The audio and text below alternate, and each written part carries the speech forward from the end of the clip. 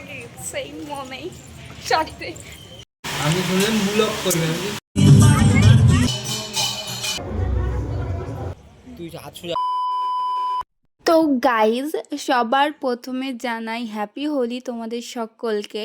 তো আমি প্রথমেই একটা সবুজ কালারের শাড়ি পরে রেডি হয়ে গেছিলাম, কারণ যাব বসন্ত উৎসবে। গত 4 বছর ধরে, ঠিক আছে 3 কি 4 বছর ধরে আমি এই বসন্ত উৎসবে যাই, মানে আমাদের বাড়ির কাছেই, মানে বাড়ি থেকে 10 থেকে 15 মিনিট দূরত্বে একটা মাঠে বসন্ত উৎসব হয় ছোট্ট করে। তো সেখানে আমি যাই প্রত্যেকবার আবির খেলার দিন। তো সেদিনও চলে গেছিলাম, তার বিপরীত কিছুই হয়নি। তো সবুজ কালার শাড়িটা পরেছিলাম, তারপরে রেডি টেডি হয়ে, যেহেতু সারাদিন তেমন কিছুই খেয়েছিলাম না, ফার্স্টেই খেয়ে নিয়েছিলাম আমি বিরিয়ানি, চিকেন বিরিয়ানি খেয়ে নিয়েছিলাম। তারপরে এখন যাব আমি বসন্ত উৎসবে। তো এই উৎসবে বেসিক্যালি আমি আর আমার বেস্ট ফ্রেন্ড গেছিলাম, তো তোমরা আগেই দেখলে।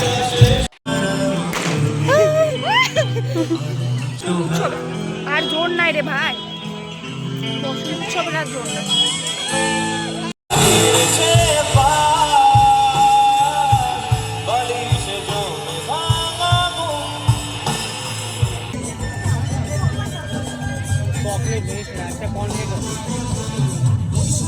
তো এখানে আমি লিটারালি কনফিউজড হয়ে গেছিলাম যে আমি মানে চকোবার খাবো না কর্নাটো খাবো না মানে কি খাবো, আমি পুরো কনফিউজড হয়ে গেছিলাম। আমার মুখ দেখেই বুঝতে পারছো।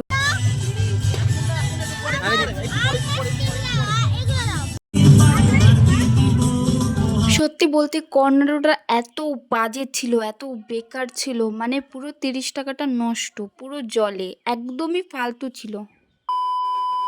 তারপরে আমরা চলে গেছিলাম রাধা গোবিন্দ মন্দিরে বসন্ত উৎসব উপলক্ষে পুজোটা দেখতে।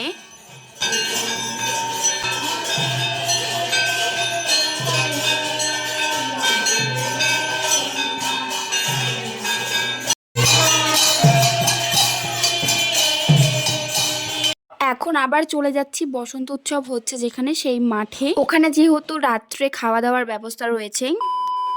তারপরে অনেক দেরি হয়ে গিয়েছিল, মানে রাত 10টা পেরিয়ে গেছিল, বাড়ি যেতে হতো খুব তাড়াতাড়ি করে। তো তার জন্যই বেশি দেরি না করে খেতে বসে পড়েছিলাম এবং তাড়াহুড়ো করে খেয়ে আমরা বাড়ি চলে গেছিলাম। তো আজকের মতো বসন্ত উৎসবের ব্লগটা এখানেই দি এন্ড করলাম। শুধু বসন্ত উৎসব নয়, তারপরের দিন যে রং খেলা থাকে, সেই রং খেলায় আমি আনন্দ করতে এতটাই ব্যস্ত ছিলাম যে রেডি হয়ে কেবল বেরিয়েছি সেইটুকু ক্লিপই রয়েছে, মানে প্রথম দিককার। তারপরে আর কোনো ক্লিপ নেওয়াই হয়নি। তো কোনো ব্যাপার না, আমার রং খেলা আর বসন্ত উৎসব সব কিছুর ভিডিও ব্লগ আমি এই ভিডিওতেই দিয়ে দিলাম। এই বছরের মতো রং খেলা এখানেই সমাপ্ত, দেখা হচ্ছে অন্য কোনো ভিডিওতে।